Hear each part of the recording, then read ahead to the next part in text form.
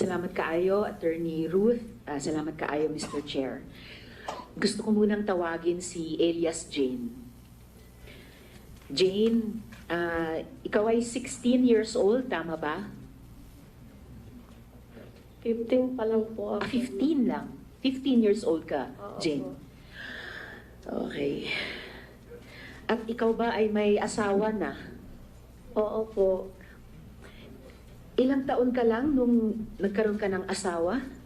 14 at yung asawa 18. 14 years old ka lang nung nagkaroon ka ng asawa. Oo. At ngayon ikaw ay 15 years old na. Oo. Ilang taon naman yung asawa mo? 18. 18 siya ngayon. 19 ngayon, yung 19 pinaris kami ngayon. 18. So nung ipakasal kayo, 18 siya. Ngayon 19 siya. Kailan kayo ikinasal? Sir, Yes, sir, Mr. Chair. Nung kinasal siya, yung lalaki is 18. Apo. 18 ha? Ikaw? 15. Ha? 50. 15 siya noon, Mr. Chair. Please continue. Apo. Tapos ngayon, si Elias Jane ay 15 ka ngayon, tama Opo. ba? So 14 ka nung ikinasal, Mm-mm. ipinakasal. Okay po. Kailan ka ikinasal, Jane? At ayun, so ikinasal ka last year at 14 years old ka noon, last year. Yung asawa mo ba ay nobyo mo muna? Hindi ko po siya kilala. Hindi mo kilala. So, paano siya yung naging asawa mo? Pinili ba siya para sa'yo? Oo, ni Senior Aguila. Sino ang pumili ng asawa mo para sa'yo? Si Senior Aguila. Si Senyor Aguila. Ngayon, Jane, ang sabi ni Senyor Aguila at ni Mr. Mamerto Galanida sa kanilang mga interviews, wala naman daw child marriage sa kapihan. Ma'am, pwede pong i-translate sa amin. At of course, paki-translate ang tanong ko, ang pangutana ko, Attorney Ruth. Niingon ko no si Mamerto Galanida nga walay child marriage sa kapihan. Meron, Madam Chair. Mayroon. So, hindi totoo na yung sinabi ni na Senyor Aguila at ni Mr. Galanida na wala namang child marriage. Sabi pa nila, walang seremonya. Sabi daw ni Senyor Aguila, hindi naman daw siya pare. Niingon si Senior Aguila nga wala ko na seremonya, kay dili man ko na siya pare. Ma'am. Meron, Madam Senator. May seremonya. Yes, Mr. Chair. Unsa man ang seremonya gihimo? Giunsa man paghimo? Paano ginawa ang seremonya? Primero, ipatawag ang mga sekretary sa... Ipakiangat ang microphone doon sa baba. Okay. Ipatawag ang sekretary, ipalista ang mga dagag ulitaw, ang mga budget 12 pataas, ang mga laki 18 pataas. Hinja, ipatawag ni jag mga budget laki dito sa kubo-kubo na among may idang ko ana magpakasal. Dito ipalinya budget laki. Moingon si Senior Aguila nga, ikaw budget, ikaw laki kamo. Moingon si Jada, pagkahuman ana, dili kay ingnon man mi nilang Janet Ahok Nursing nga makasa mi og mobalibad kay Ginoo nagikuno ang ni Paris. Sinong Ahok? Ano pangalan? Janet Ahok. Ha? Janet Ahok. Janet Ahok. Merong... Okay. Sige. Tapos continue. Pagkahuman sa pagkaminjo na mo paulion mi kay pahibaw among nanay among ginikanan nga naminjo nami magpakuha mig ninang og ninong pagkahuman ana magsayal mi unja magtamig buwak magbaktas. Sandali ha. Sandali. Mukhang Senator Risa, hirap yung stenographer natin, hindi maka-cope up. Hinahinay lang ha. Hinahinay ka lang storya. Tapos, attorney, please translate to Tagalog para ma-record ha. Yes, Your Honor. Sige, hinahinay lang. Sige. Okay. Please continue. Yung sinabi niya na, sabi niya na Unang step daw is ipapatawag yung mga secretaries, tapos ililista kung sino ang mga single na lalaki at single na babae. Tapos ang age ng mga babae ay 12 pataas, habang sa lalaki is 18 pataas. Tapos si Senior Aguila ang niya. Magpares. Oh, magpapares, sabi, ikaw, paired ka nitong isa. So, hindi daw sila pwedeng humindi dahil Diyos naman daw kasi ang nagsasabi na yun yung pares nila. And then Jane, pagkatapos ng kasal, ano yung susunod na nangyari? Ita may ipakis sa among ipares. Unja, ni among permahan nga mamatuod nga yung subot mi. Ja, istoryahan mi parties nga ana nga mo na among bana way maka hiwalay namo kanarang kamatajon. Okay. Sabi niya, after sa kasal, ipakis sila, tapos may permahan sila na dokumento. At Anong dokumento yon? So parang marriage certificate? Basta kay gipasign mi adto kami ba na asawa. Oo, pinapasign sila yung husband at wife ng dokumento na yon. Andali. Yes, Mr. Chair. Ang pautan ko si Rimonyas. Nakakita pag kasal sa Katoliko o sa ibang reliyon? Nakakita ka? Barong ang lalaki, ang babae, nakadamit. Tapos may pare na siya nagkasal. Ikaw ba gidawat nimo si Juan nga mamahimo nung bana? Ikaw ba na ginadawat ba nimo si Jane na mamahimong asawa? Something like that. Paghuman giunsan na paghihimo sa kasal ba? Seremonyas. Kung ma-recall mo, giunsan nga seremonyas. How did he do that? Giunsa man ang kanang pamaagi sa pagkasal ninyo. Kanang moingon si Zang nga ikaw baji, ikaw laki ka muna. Paghuman anak kay paghuman sa at among ingnog among ginikanan nga minjo na mi magkanig ninang ug ninong ni among hawitan anak nga buwak. Ja picturean mi. Okay. So, after the pairing, sinabi ni Jerence na ikaw babae, ikaw lalaki, kayo na. So, pupunta sila sa parents nila at magpaalam na ikakasal na sila at saka kukuha ng mga ninong at Hinang. yun na. Pagkahuman anag minjo ni Ja, pagkaugma ipatawag mi kay Yun pala, Honorable Chair. Prenuptial yun. Prenuptial Oo, yung sinabi niya na magdadala ng flower at pupunta dun sa seremonya. And then, pagkahuman sa among kasal kailangan magdog mi ana pauli. Sunod pagkaugma ipatawag tanan idang giminjo diyan na himuon nga counseling nga moingon sila nga kailangan imo na ng kwaon ang imong asawa kay authorize na nimong kwaon kay minjo naman mo. so after sa kasal, kailangan sila magsiping. At sinabi daw ni Jerence na pwede authorize ka ng kunin or rape yung yung wife mo kasi kasal naman kayo. Sinabi ni Senyor Aguila, authorized ang asawa mo i-rape ka? Kailangan ay among tulo ka adlaw di mi makuha nganlan mi adjust. Kailangan daw makuha sila in 3 days, otherwise they will be called na nag-adjust. Ano yung...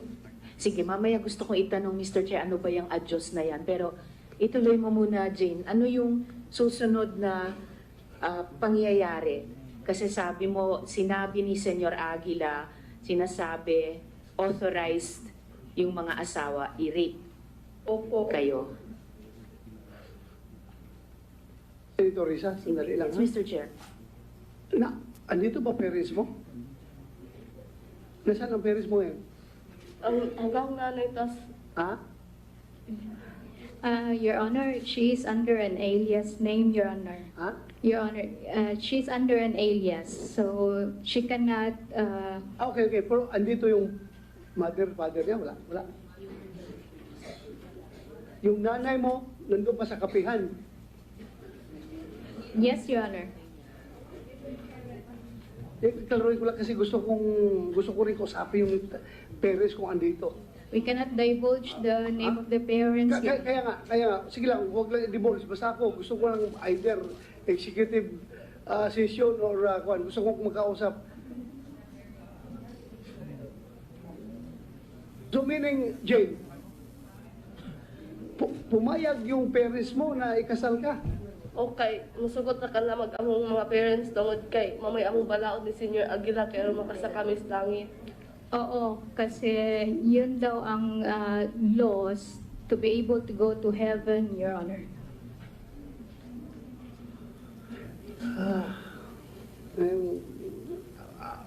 Parents mo, pumayag, ikasal ka, 14 years old. Pumayag siya. 14 years old ka, nung kinasal ka, di ba? Oo. Anong klaseng parents yun? Bahagi po yun, Mr. Chair, ng mga iniuutos ni Senyor Aguila. Please continue, Senator Risa. Salamat kaayo, Mr. Chair. So, ano yung sumunod na nangyari, Jane? Pagkatapos ng seremonya, pagkatapos ng sinabihan kayo ni Senyor Aguila na authorized kayong i-rape ng mga asawa nyo? Unsay nahitabo pagkahuman giingon ni Senyor Aguila nga authorized na ang inyong mga bana nga i-rape mo. Unsay nahitabo human? Gipaulit naman mi adto pagkahuman nila counseling. Pinauwi sila after the counseling, Your Honor. Tapos ganun yung laman ng counseling, yung ganung klaseng authorization. Tapos Jane, maliban dun sa asawa mo, meron pang ibang tao na nagtangkang makipagtalik sa'yo o nagparating na gustong makipagtalik sa'yo. Oo. Sino yung taong yun? Senior Aguila. Tapos, yes, Mr. Chair. nakapagtalik kayo? Ha? Iyak ko yung sugon. Wala, hindi nangyari. Hindi siya pumayag, Your Honor. Hindi ka pumayag. Mabuti hindi ka pinilit. Sige kung ingon-ingon na dyan nga.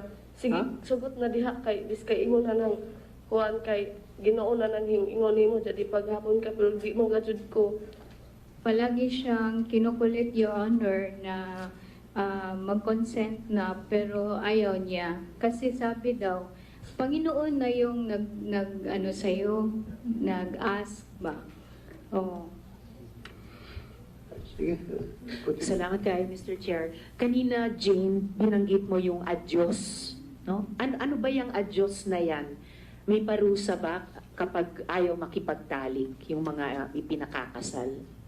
Kabali ingon na ni Senior Aguila nga, pakasa mi ang ana na dili mi magpahilabot sa among bana nga authorized na among tanak kay minjo na mi. So sinasabi na nagkakasala sila pag hindi sila pumayag na i-sex ng kanilang mga husbands, Your Honor. Yun na yung adyos? Oo. Ano yung epekto kapag sinabing ang ginawa mo ay adyos? Anong mangyayari sa'yo? Kasi may tabo ko, ingnon mo nga, nag-adjust ka. Karang matawag og adjust nang maglikay-likay kay imong bana, di ka magpahilabot. Oh. Ngunay adjust sa amo. Kung giingnan ka nga, nag-adjust ka, unsa may mahitabuan na nimo. Kanang istoryahon mi, ingnon mi nga ipasabot mi na ngaman kuno di kuno mi magpahilabot. Ng ana, nga impierno la economic ng anak mi. Kakausapin sila, Your Honor, sasabihin na maimpyerno sila pag hindi sila pumayag. So, kapag hindi nakipagtalik ay pupunta sa impyerno. Jane, sino ba si J. Renz Kilario? Ano ba yung pagkakilala mo sa kanya? Nagpaila na siya ang Ginoo na mo magluluwas.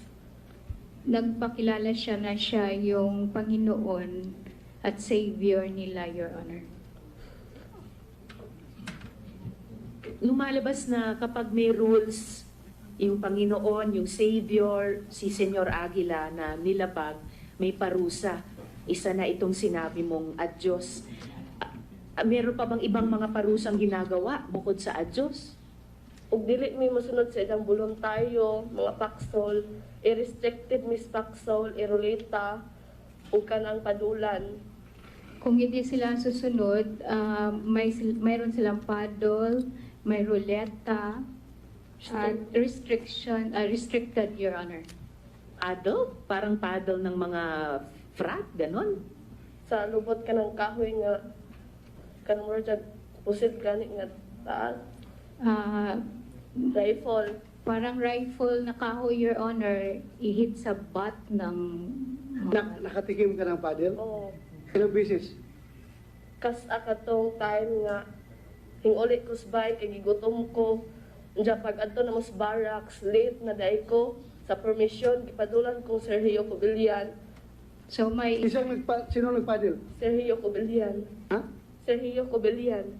Sergio Cobillan. Klaro mo nga, ato na, ang pangalan? Sergio Cobillan daw, Your Honor. Sirinyo? Sergio Sirio Cabillan. Cobillan. Mobilyan. Oh.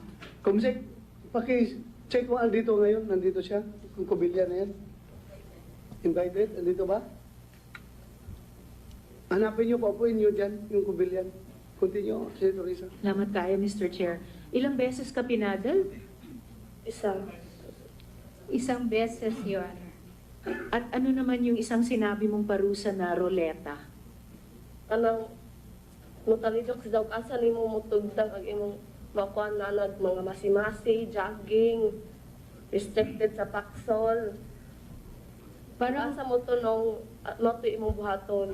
Parang will, Your Honor, na nandoon yung lista ng lahat ng mga punishments at kung saan mag-stop yung ruleta, yun yung gagawin mo. So sa halip na roleta na meron kang maipapanalo, roleta na yung parusa na gagawin sa iyo. Ano naman yung restriction at ano yung binabanggit mong foxholes? Kanang nastongas lasang among bantayan. Kaya may makasod laing So yung foxhole ay yung isang bahay nga gamay. maliit na bahay sa in the middle of the forest, Your Honor, na kailangan nilang bantayan. Yun yung foxhole. At ano yung restriction na isa pang parusa? Ang restriction nun sa mala. Padulan. Ang restriction. Ano sa mala restriction? Restricted Oh, kanang restricted, oh. kanang papudon ka sa paksol gani nga pila ka semana unja dili ka pwede duolon. Dito ra ka sa web trapal, magdujan ra ka. So, yung restricted, Your Honor, ay ilalagay sila dun sa foxhole in the middle of the forest at walang pwedeng makakalapit sa kanila.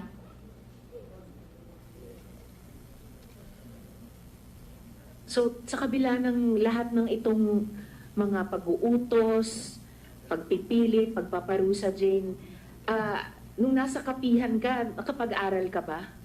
Dili pwede na mo eskwela kay gibawal ni Senyor Aguila kay makasa ekonomi kay si gani kuno nga Ginoo wa magay kuno yung eskwela kami na bahinoong sumusunod niya. So, bawal sa kanila ang pumunta sa eskwela, Your Honor, kasi sabi ni Senyor Aguila, siya nga na Panginoon, hindi nga siya nag-aral eh. Sila pa kaya? Oh. So kung kailangan ko pang itanong, Jane, pero so bakit mo naisipan na tumakas? Tungod kay sa katong gininjo ko, magipugos ra ko, ug dili pwede pa eskwelahon, ug kinakapuyan tungod kay na mga masimasi hako, hakot og buhangin, graba, ug mga kahoy, ug dili pwede ka pagawason nila, ug kanang dagag litaw pa ka, ug pera namo nga mga dagko na mga adult, dili pwede sila mo gawas, ug dili check attendance sila sa voluntaryo. So, lumabas siya dahil pinakasal siya, Your Honor. At saka pagod na daw siya sa dami ng kanilang ginagawa. At hindi sila allowed na mag-eskwela, Your Honor.